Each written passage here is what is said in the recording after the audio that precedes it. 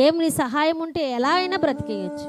అదే కోరుకుంటున్నారు భక్తులు. మనమేమో ఈ లోక సంబంధమైనవి కోరుకుంటూ ఉంటాం, ఈ లోక సంబంధమేదే ఆశీర్వాదం అనుకుంటాం. కానీ నిజమైన ఆశీర్వాదం అంటే ఏంటో, ఎలా ఉంటుందో చూపిస్తున్నారు భక్తులు. ఇక్కడ యాకోబు గారి యొక్క జీవితాన్ని చూస్తే అసలు దేవుడే లేకుండా నేను ఒక అడుగు కూడా ముందుకు వేయలేను అని అంటున్నాడు. అందుకే వెంటనే మోకాళ్ళ మీద పడిపోయాడు, ప్రాధేయపడ్డాడు, రాత్రంతా పెనుగులాడాడట. ఇక్కడ దావీదు గారు కూడా మాట అంటారు, దయచేసి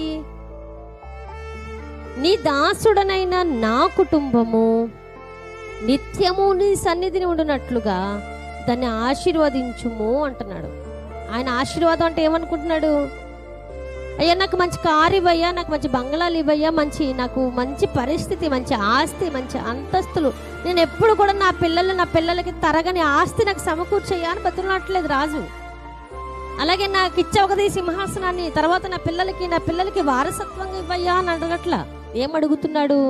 నా కుటుంబం అంతా కూడా నీ సన్నిధిలో ఉండేటట్లు, నా కుటుంబం అంతా కూడా నీ సన్నిధిలో ఉండేటట్లు నన్ను ఆశీర్వదించవా ప్రభువా అంటున్నాడు.